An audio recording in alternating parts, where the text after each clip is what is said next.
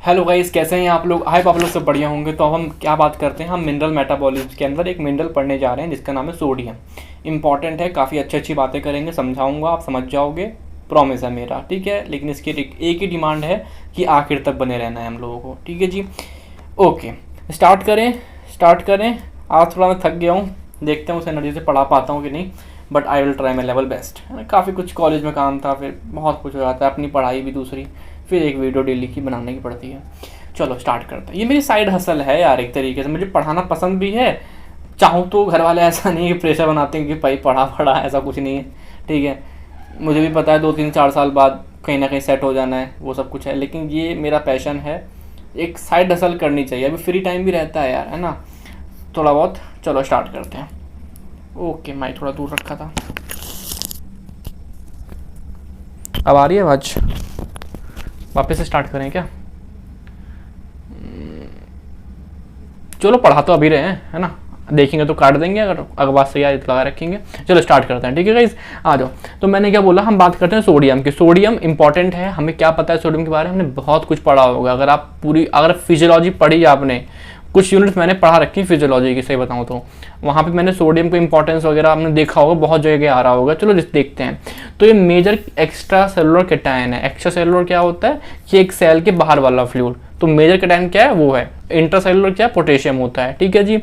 जितना भी आपकी बॉडी के अंदर आपको क्या है, सोडियम है, 50% आपको बोन्स में मिलेगा, 40% आपको extra cellular fluid, blood serum वगैरह में, है ना, इस तरीके से सेल्स के बाहर, ठीक है। और 10% आपको सॉफ्ट टिश्यूज वगैरह में, मसल्स वगैरह में, इस तरीके से मिलेगा, ठीक है जी। तो आपको ये थोड़ा सा डिवीजन हो गया। मेन हमें यहाँ पे केवल एक ही पॉइंट याद रखना है कि आपका मेजर एक्स्ट्रा सेलुलर कैटायन है, सेल के बाहर सबसे ज़्यादा पाए जाने वाला कैटायन है, ठीक है जी। नॉर्मल सीरम में एक ब्लड में जो आपका वीकेंड से सोडियम का क्या लेवल रहता है, वो कितना रहता है, 135 से 145। इतनी छोटी सी रेंज है, इसी रेंज में रहना चाहिए, ना कम ना ज़्यादा। 135 से 145 मिली इक्विवेलेंट पर लीटर, या फिर आप ऐसा बोल दो मिली मोल पर लीटर, एक ही बात होती है, ठीक है। तो आपका ये वाली रेंज है। अब मेरी बात समझना, ये एक सोडियम का नंबर नहीं है। बच्चा कंफ्यूज करता है यहाँ पे, ये एक सोडियम का नंबर नहीं है, ये एक कंसंट्रेशन है ना। मैंने बोला आपसे कि 135 से ये कम हो गया, मान लिया सीरम में जो आपका सोडियम है उसका लेवल 135 से कम हो गया। इसका मतलब ये नहीं कि सोडियम कम हो गया, हो सकता है, लेकिन इसका मतलब ये भी हो सकता है कि पानी बढ़ गया। अगर हमें पानी बढ़ जाएगा तो कंसंट्रेशन कम हो जाएगी। भैया सिंपल समझो ना, एक चीनी पानी का घोल है, अगर मैं पानी बढ़ा दूंगा तो मुझे मीठा पानी कम लगेगा, मतलब कंसंट्रेशन ऑफ चीनी कम हो गई। समझ में आ रहा है? चलो छोड़ो, तो समझ हम अभी आगे चल के और देखेंगे। और ये कुछ बायोकेमिकल फंक्शन है, फिजियोलॉजी में देखा होगा, मैं कोई डिस्कस अभी तो नहीं कर रहा क्योंकि मुझे कुछ बड़ा हिस्सा पढ़ाना है अभी आने वाले टाइम में, है ना। देखो, नर्व इम्पल्स हमने देखा, एक्शन पोटेंशियल वगैरह बनने में, मसल कॉन्ट्रैक्शन में, फ्लूइड बैलेंस में, एक्चुअली में ऑस्मोटिक प्रेशर मेंटेन रखता है ना। बिगड़ेगा तो फिर एडिमा वगैरह होगा, अभी देखेंगे। एसिड बेस बैलेंस कैसे, मान लो एक सोडियम है ना, इस तरीके से इससे मिल जाएगा, कार्बोनेट से बैलेंस आउट कर लेगा। आपका क्या होता है, ग्लूकोज वगैरह, गैलेक्टोज वगैरह क्या होते हैं, सोडियम के साथ एब्जॉर्ब होते हैं। देखा होगा ना आप लोगों ने, आप जब ग्लूकोज पीते हो, मतलब जो ORS पीते हो, ORS के अंदर ग्लूकोज भी होता है और साथ में क्या होता है, सोडियम भी होता है, बिकॉज सोडियम एंड ग्लूकोज साथ में एब्जॉर्ब होते हैं, ठीक है जी। और आपका हार्ट बीट को भी इनिशिएट और मेंटेन यही करता है, हमने पढ़ रखा है। सीरियस जिसने पढ़ी होगी कैसे एक्शन पोटेंशियल जनरेट हो रहा है, तो आपने सोडियम की इंपॉर्टेंस जानी होगी, ठीक है जी। अब आ जाओ, अब डाइटरी रिक्वायरमेंट क्या है, नॉर्मल पर्सन के लिए 5 से 10 ग्राम पर डे, ठीक है जी, ये उसका नॉर्मल है। लेकिन किसी पेशेंट, किसी भी पर्सन में उसकी फैमिली हिस्ट्री में बीपी है, उसके पापा को, उसके ताऊ जी को, किसी को भी बीपी है, तो उसका जो है 5 ग्राम से भी कम दो उसको, टू एज अ प्रिकॉशन 5 ग्राम से भी कम दो। अगर मैं सिंपल बोलूँ, सोर्स क्या होता है, कॉमन सोल्ट, NaCl, नमक तो हम लोग खाते रहते हैं, ठीक है। अब मैं सिंपल बोलूँ, अगर आप 10 ग्राम NaCl खा रहे हो तो उसमें 4 ग्राम सोडियम मिल रहा है कहीं ना कहीं, ठीक है जी। तो चलो आ जाओ, अब बात करते हैं एब्जॉर्प्शन की। मैंने नमक खाया, नमक कैसे एब्जॉर्ब हुआ, तो वो देखते हैं। तो पहला एक तरीका, मतलब बहुत से तरीके होते हैं, उनमें से कुछ तरीके बता रहा हूँ। तो मेनली कहाँ हो रहा है आपको, स्मॉल इंटेस्टाइन में, बट कैसे, पहला क्या है, सोडियम ग्लूकोज को ट्रांसपोर्ट। ये आपका SGLT1 लगा होता है जो सोडियम को और ग्लूकोज को एक साथ अंदर ले जाता है ना, एक साथ अंदर ले जाता है। एक्चुअली में काम सोडियम पोटेशियम पंप कर रहा है, बट मैं अभी बात नहीं कर रहा उसकी, छोड़ो, ठीक है। तो को ट्रांसपोर्ट सोडियम ग्लूकोज साथ में, या फिर सोडियम अंदर हाइड्रोजन बाहर, एक्सचेंज हो गया, सोडियम अंदर आया हाइड्रोजन अंदर चला गया, है ना। या फिर सोडियम और क्लोराइड दोनों अंदर आ गए, दोनों अंदर आ गए, को ट्रांसपोर्ट। या फिर सिंपल डिफ्यूजन, बहुत सारा नमक खा लिया तो कंसंट्रेशन यहाँ ज़्यादा है पेट में, मतलब इंटेस्टाइन में, तो हाई कंसंट्रेशन से लो कंसंट्रेशन मूव हो गया। तो कुछ याद थोड़ा करना है ये, है ना। ये मतलब चीज़ें हैं, लिख दी मैंने एक जगह, सोडियम पढ़ा रहा हूँ तो, है ना। बाकी हम देखते रहते हैं आए दिन, आगे चल के आप माइक्रो में पढ़ोगे, बीमारियाँ पढ़ोगे, GIT ट्रैक की, ये सब चीज़ें सामने आएंगी, बिल्कुल याद थोड़ा करना होता है सब। चलो आगे बढ़ते हैं। एक्सक्रीशन की बात करते हैं तो कहाँ से एक्सक्रीट होता है, मेनली आपका किडनी से होता है। सोडियम और पानी वगैरह कहाँ से होता है, आपका किडनी से होता है, लेकिन पसीने से भी थोड़ा बहुत हो जाता है, पसीने से भी थोड़ा बहुत हो जाता है। और आपका GI ट्रैक से जब हमने खाना खाया उसके थ्रू कुछ एब्जॉर्ब हो, कुछ निकला, तो बहुत कम GI ट्रैक से बहुत कम। लेकिन अगर डायरिया है, वोमिटिंग है, तो सोडियम निकलेगा, ये एक्सेप्शन है। GI ट्रैक डायरिया वोमिटिंग में निकलेगा सोडियम, वो एक अनवांटेड चीज़ है ना। चलो, नॉर्मल फिजियोलॉजिकल चीज़ थोड़ा ना डायरिया वोमिटिंग। चलो आ जाओ। तो जो मैंने बातें अभी 5 मिनट करी है तो कुछ नहीं है, तो आप रीडिंग करोगे समझ में आ जाएगी। लेकिन आप समझते हैं, थोड़ा डिसीज स्टेट समझते हैं। तो हमारे पास 2 केस हो सकते हैं। मैं लेवल बताया 135 से 145। अगर 135 से कम है तो मैं क्या बोलूँगा, आपका सोडियम की कंसंट्रेशन कम है ब्लड में, सीरम में, तो उसे बोलेंगे हाइपोनेट्रीमिया। तो मैंने क्या बोला, serum sodium level below the normal, 135 से कम है, तो बोला मैंने हाइपोनेट्रीमिया मतलब सोडियम, ठीक है। अब मेरी बात समझना, मुझे डायग्नोस करना है क्यों। भाई देखो, हाइपोनेट्रीमिया मतलब ये नहीं होता हर बार कि आपका सोडियम कम है, नहीं। हाइपोनेट्रीमिया बहुत अलग अलग रीजन से भी हो सकता है। ऐसा नहीं है कि किसी में देखा मैंने 135 से कम है, ले भैया चम्मच में नमक खा जाए, एकदम से बढ़िया हो जाएगा। ऐसा नहीं करना, हमें रूट कॉज जानना है, देन ट्रीटमेंट करना है ना यार। क्या पता उसके अंदर क्या हो, पानी ज़्यादा हो, वो वाटर का इंटेक ज़्यादा कर लिया हो, जिस वजह से ये जो हाइपोनेट्रीमिया हो गया। बिकॉज ये नंबर 1 कंसंट्रेशन दिखाता है, ये नंबर 1 एब्सोल्यूट नंबर नहीं है, ये एक नंबर नहीं है, ये एक कंसंट्रेशन है। तो अगर हाइपोनेट्रीमिया अगर ये कम दिखा रहा है, इसका मतलब ये बिल्कुल भी नहीं बोल सकता आप 100% कि मतलब कि सोडियम कम है, कंसंट्रेशन कम है। चलो, अब मैं डायग्नोस करना चाहता हूँ कि कैसे मैं अप्रोच करूँ कि यार मैं क्या है, रूट कॉज क्या है, तो देखते हैं। तो स्टेप नंबर 1 क्या है, स्टेप नंबर 1 तो वही है कि आप सीरम सोडियम का ब्लड टेस्ट कराइए और जाँच कराइए सीरम सोडियम की। जांच में पाया गया 135 से कम है, तो आप क्या कंफर्म हो गए, इसको क्या हो गया है, हाइपोनेट्रीमिया, ये बात कंफर्म हो गई, ठीक है। बट अभी भी रीज़न हमें समझ में नहीं आ रहा है। तो मैंने बोला कि इसका प्लाज्मा, स्पेलिंग गलत हो गई, प्लाज्मा ऑस्मोलैरिटी का टेस्ट कराइए। अब ये क्या होता है, एक्चुअली में सल्यूट की कंसंट्रेशन। मैंने बोला देखो, ये ब्लड है, तो इसके अंदर आपका सोडियम भी है, ग्लूकोज भी है ना, आपकी और वगैरह अमीनो एसिड वगैरह बहुत अलग चीज़ें भी हैं, सॉलिड चीज़ें वो भी हैं, और किसके साथ, प्लाज्मा के साथ, फ्लूइड के साथ। तो जो आपकी जो सॉल्यूट यानी कि सॉलिड चीज़ें हैं उसकी कंसंट्रेशन कितनी है, कुछ हद तक ये होता है आपका ऑस्मोलैरिटी, है ना, ऑस्मेटिक प्रेशर कुछ इस तरीके से। तो अब मुझे वो पता लगाना है। नॉर्मली कितना होता है आपका 280 से 295 मिली ऑस्मोल पर केजी, ये आपकी नॉर्मल वैल्यू है। कॉमन सेंस लगाते हैं थोड़ा सा। कॉमन सेंस पता क्या लगाते हैं, मैंने बोला कि आपका यहाँ पे हाइपोनेट्रीमिया है, यानी कि कहीं ना कहीं सोडियम की कंसंट्रेशन कम है ना।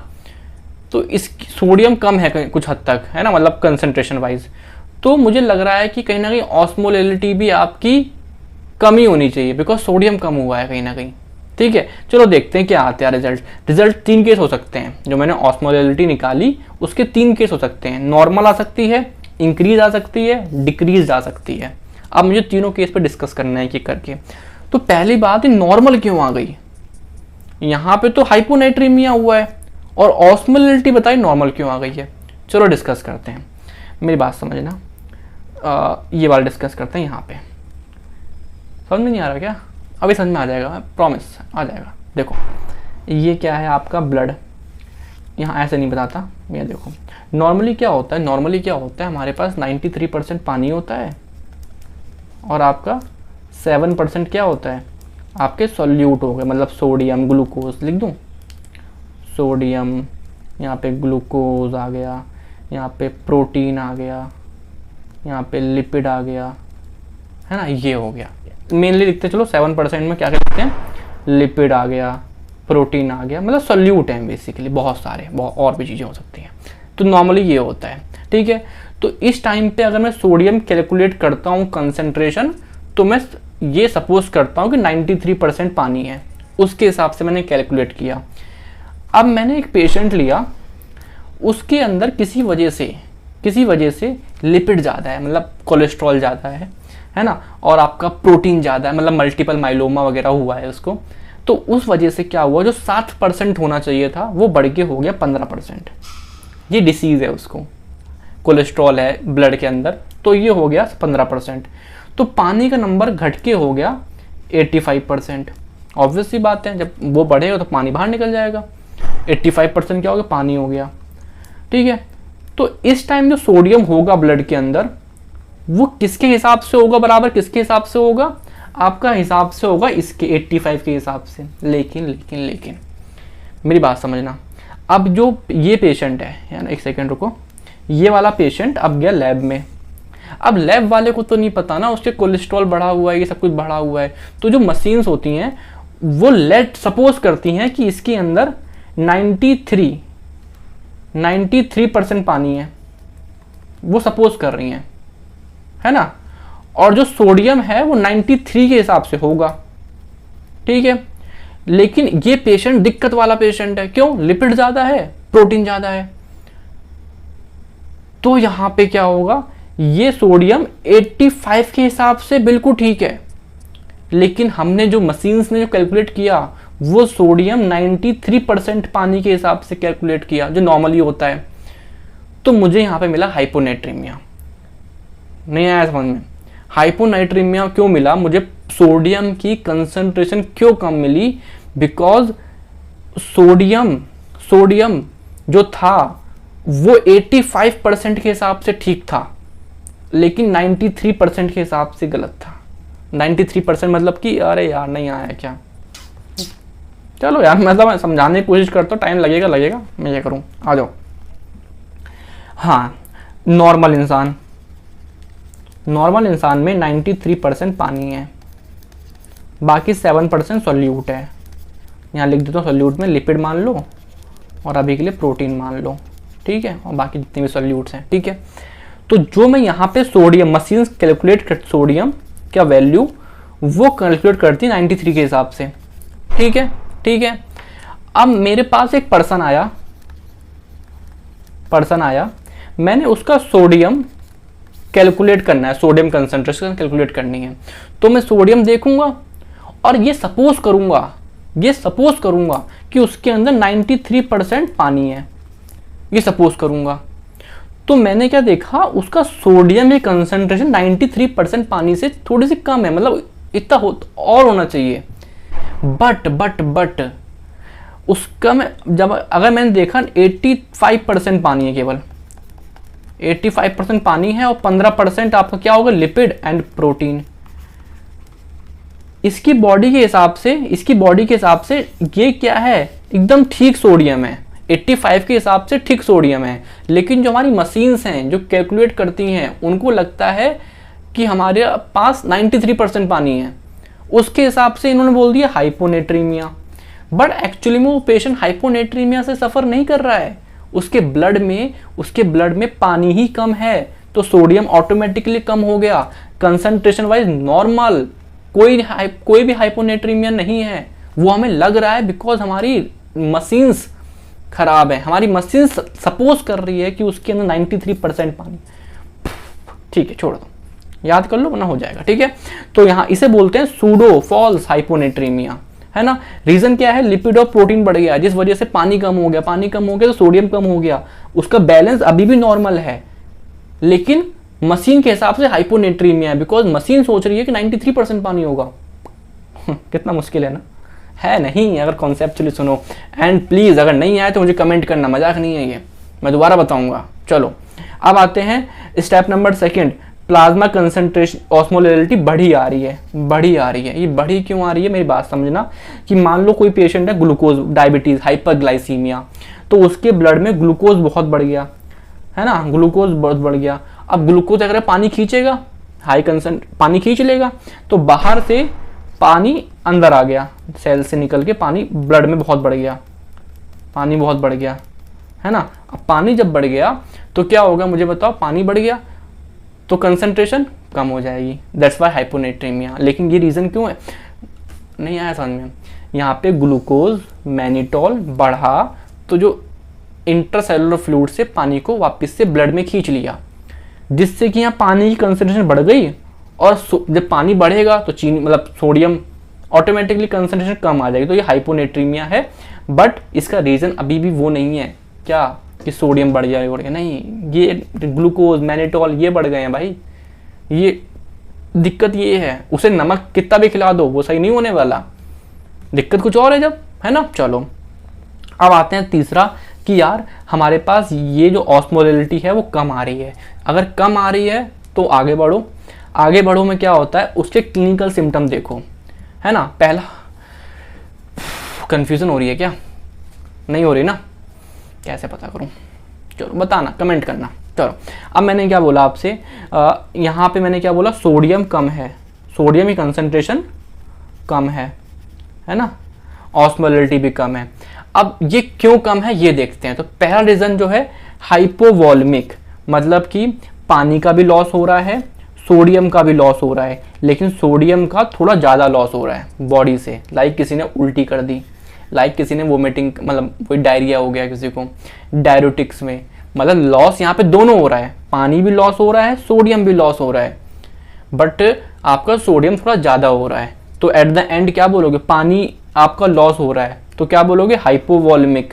सोडियम भी लॉस हो रहा है तो वो तो पता ही है कि आपका हाइपोनेट्रीमिया, समझ में आ रहा है क्या। तो ये आपका हो गया। कैसे पहचानोगे, ये पहचानोगे उसका बीपी गिर रहा होगा, उसकी ड्राई स्किन पड़ रही होगी, टैकीकार्डिया, तो आप समझ जाओगे यार।